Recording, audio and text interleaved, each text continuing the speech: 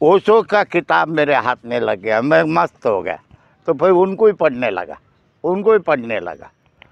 फिर मैं गुजरात में आ गया तो एक जगह ओशो ने बोला है माधवपुर गेड़ में ब्रह्म वेदांत सिद्ध हो गया।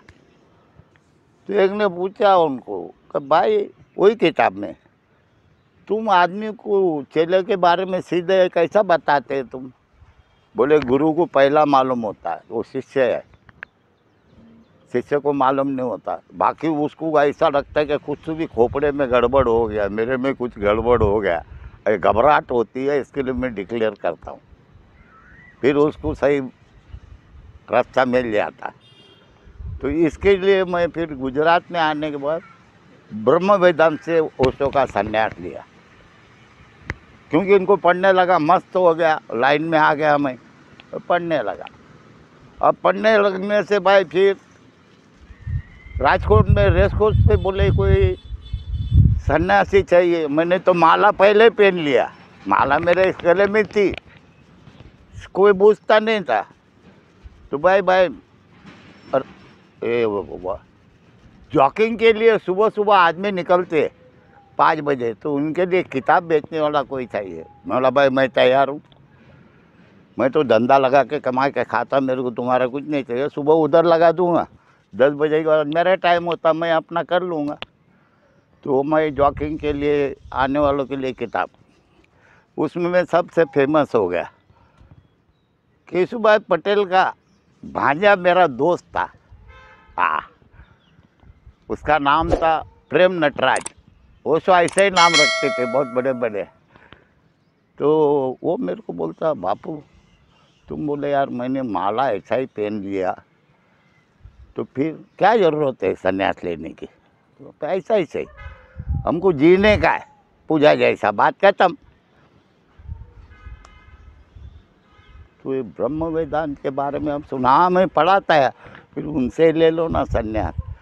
तो मैं फिर उनके साथ में 4 व्हीलर में गया उधर माधोपुर गेड़, और वहाँ संन्यास लिया ब्रह्म वेदांत से। तो ब्रह्म वेदांत ने मेरे को नाम दिया फिर योगेंद्र सरस्वती। ऐसा है। भक्ति जो होती है ये हृदय की होती, खोपड़े की नहीं होती, खोपड़े की नहीं है। इसलिए तो सब धर्म लोग अपने को खोपड़े को झुकाते हैं। ऐसा वो नमन नहीं है, वो खोपड़ी नहीं चाहिए, इसका ये मतलब है। ये हृदय का मामला है, और हृदय तो बोलते है ही नहीं ये लोग। बाकी कुछ ऐसी चीज़ है वो महसूस करती वो चीज़ को। हाँ। तो एक मुसलमान फकीर के पास एक गया और उसको पूछता है भाई आपकी उम्र काफ़ी दिखती है, मेरी भी उम्र काफ़ी है, मैं तंग आ गए ये सब ढूंढते ढांढते, ये क्या है, ये अल्लाह ईश्वर ये क्या है, ये सब समझ में नहीं आता। बाकी आपके आँख को देख के ऐसा लगता है कि आप जानते ही ज़रूर है, इसलिए मैं आपको अब देख के रुक गया, नहीं तो मैं तंग आ गया था ये सब चीज़ से, मैं हटने वाला था यहाँ से। तो सुन, बहुत गौर से सुन। सुनने का मतलब सिर्फ सुनना, देखने का मतलब सिर्फ देखना, विचार खोपड़े का रोक देना, बिल्कुल रोक देना, सिर्फ सुनना। खुदा ऐसा एहसास है, खुदा ऐसा एहसास है, रे सामने और दिखाई भी ना दे। कोई आदमी नहीं है ऊपर बैठा हुआ, हाँ, रे सामने दिखाई भी ना दे। अगर तुमने बराबर सुना तो इसमें बात बन जाएगी, कोई ज़रूरत नहीं। अगर तुम्हारे विचार चलते रहेगा तो वो सुनना नहीं हो गया। इसलिए हिंदुओं का शास्त्र पुराना बोलता है विचार ही संसार है, निर्विचार धर्म है। तुमको निर्विचार होना, ये संसार को नहीं छोड़ना। तुम ये वो जंगल, वो आश्रम, वो मंदिर, सब यही संसार में है। हाँ, ये संसार को नहीं छोड़ने का, ये विचार को छोड़ देने का। दुनिया में जो भी बनाया सब ईश्वर नहीं है, कोई खराब चीज़ नहीं है। वो सब में रोक के फिर उसको याद रखो।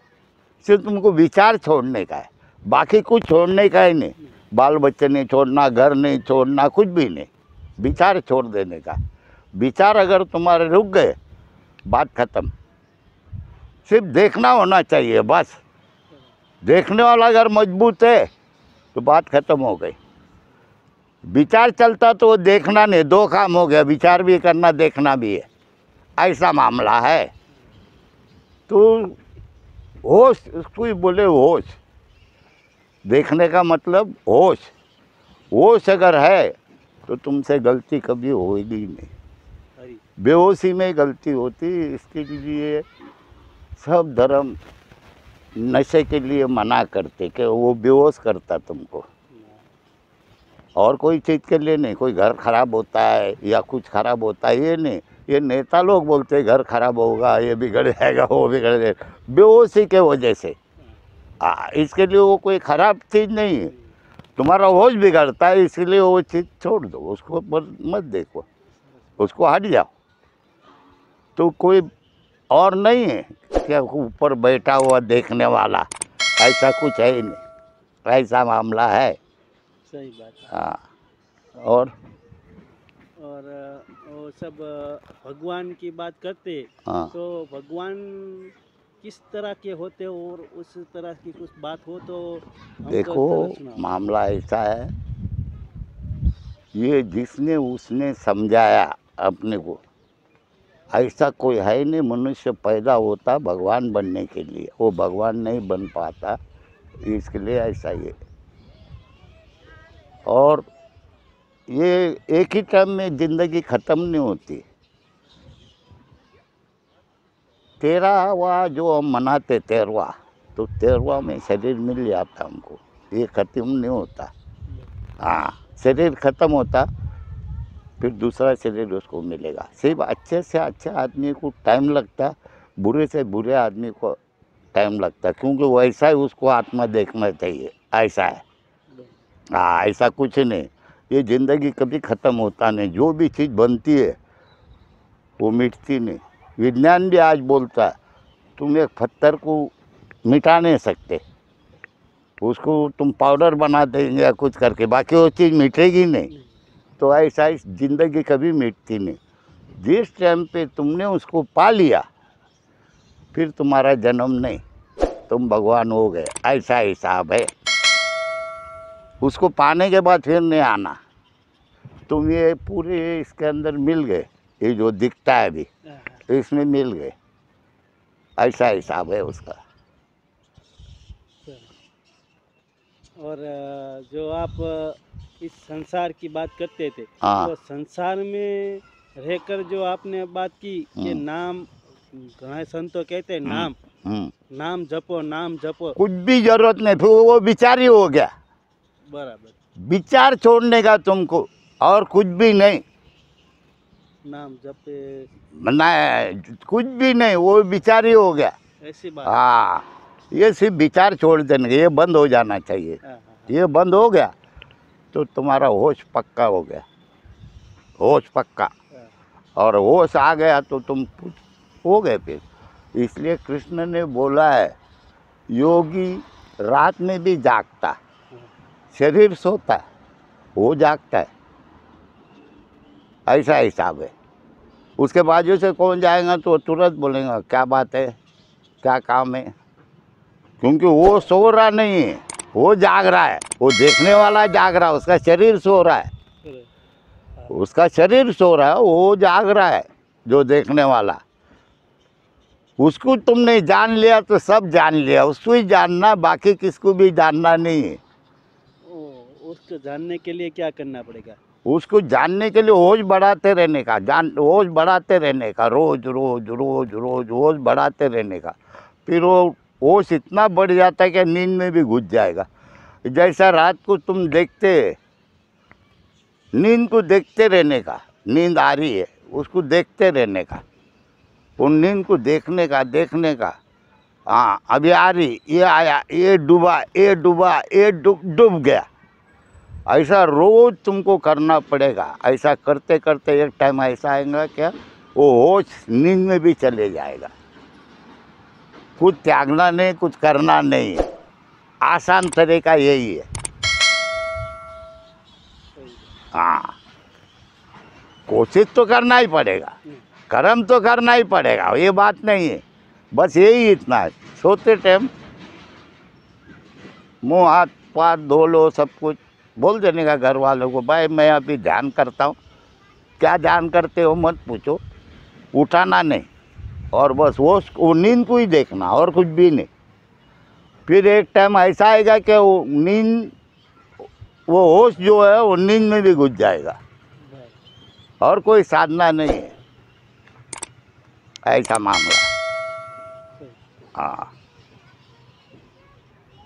अब आप जो दर्शक मित्रों को आपकी तरह से जो भी संदेश देना चाहते हो कि खरेखर अपना जीवन कैसा करना चाहिए, इधर सुनो, कैसे रहना कर्म चाहिए। को जो है ना जीना है, पूजा जैसा जियो अपनी जिंदगी को। जैसे मेरे गुरु से तो कुछ मिला नहीं, उल्टा मेरे को उल्टा सीधा ही कर दिया। वो तो मैं थोड़ा बहुत छुप छुप के सीख गया उनसे, वो काम मैं करके अपना गुजारा करता था। मैं नहीं जाता था कहीं मंदिरों पे खाने के लिए, कुछ भी नहीं, मैं अपना काम धंधा करके खाता था। आज मेरी उम्र ज़्यादा हो गई तो हाथ पैर काम नहीं करता, दिमाग काम नहीं करता। एक प्रेमी मेरे पास आया, कांति कलर बोल के, तू इधर आ, मेरे गैरेज में पड़े रहे, तेरा सब मैं देख लूँगा। फिर आ गया। पहले सब लफड़े में था, बीड़ी दारू लफड़े सब, तो ख़त्म कर दिया, हो गया। बहुत से बोलते हमसे छूटती नहीं है। मैं बोला भाई छूटती क्यों नहीं, तुम्हारे मुंह में तो कोई डालता नहीं, मेरे मुंह में कोई डालता ही नहीं, मैं नहीं पकड़ाता, वो छूट जाता। अच्छी चीज़ मिल गई तो बुरी चीज़ छूट जाती, ऐसा मामला है वो। एकदम सही बात। हाँ, अच्छी चीज़ मिलना चाहिए, तुमको कोशिश करते रहना चाहिए अच्छी चीज़ के लिए। जितना तुम करोगे फिर देख लेना वो बुरी चीज़ छूट जाती, अच्छी चीज़ मिलेगी। उसके पीछे लगे रहना चाहिए, यही साधना है। उसके पीछे ही लगे रहना चाहिए, यही साधना है। अच्छी चीज के पीछे पीछे लगने रहने का, वही साधना है, वही साधना। सही। तुम अच्छे से दोस्ती करोगे तो अच्छे बनते, बुरे से करो तो बुरे बनता है। ऐसा संगत का असर होता ही है। तो पहले से अच्छी चीज़ को ही देखने का हमको। हाँ।